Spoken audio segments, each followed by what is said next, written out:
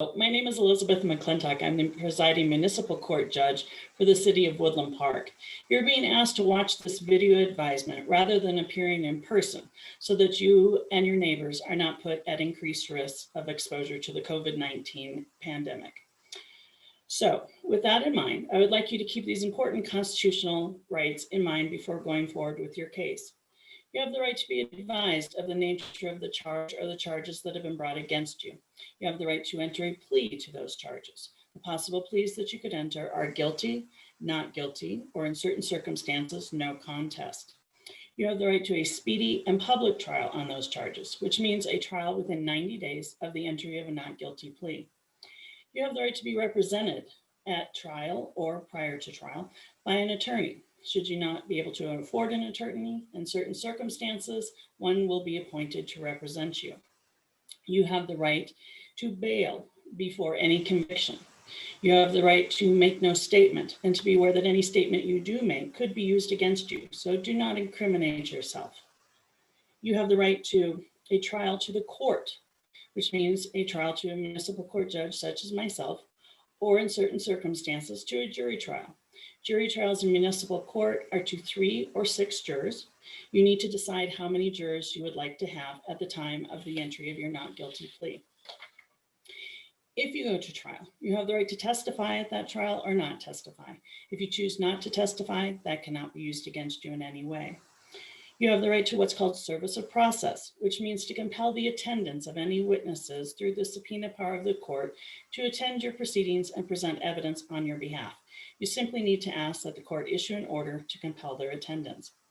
Should you go to trial in a case in municipal court and be convicted, you are entitled to appeal any conviction from this court to the 4th Judicial District Court. Should you go to trial in a matter and be found guilty, or should you choose to enter a plea pursuant to a plea agreement, $20 in court costs are imposed. There could be additional administrative costs for enrollment in a court program or for a deferred sentencing agreement. You need to be aware of those costs prior to entering into any plea agreement. If you are a military veteran or an active duty member of the military, you may be entitled to mental health treatment, substance use disorder treatment, or other services as a military veteran. Now, you need to be advised, sorry. Okay. You need to be advised of the possible penalties that may be imposed through any plea that goes forward in this court. If you have been charged with a traffic infraction, the maximum possible penalty that can be imposed is a fine of up to $2,650. If you have been charged with a traffic misdemeanor offense, however, the maximum penalty that can be imposed is a fine of up to $2,650 and or up to 1 year in jail. The following offenses are classified as traffic misdemeanor offenses. Speeding, where it's alleged you are driving 25 miles per hour or more over the posted speed limit. Engaging in a speed contest. Leaving the scene of an accident. Reckless driving. Careless driving. Failure to present proof of insurance, or eluding a police officer. All of those offenses have the increased penalty of a fine and a jail component. If you have been charged with an infraction, you are only looking at a finable offense.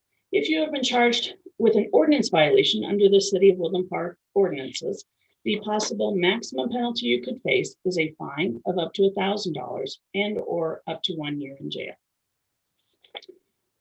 Keep all of this information in mind before going forward with any plea discussions, or if you would like to set your case over for a further proceedings date, that is allowed as well. Thank you.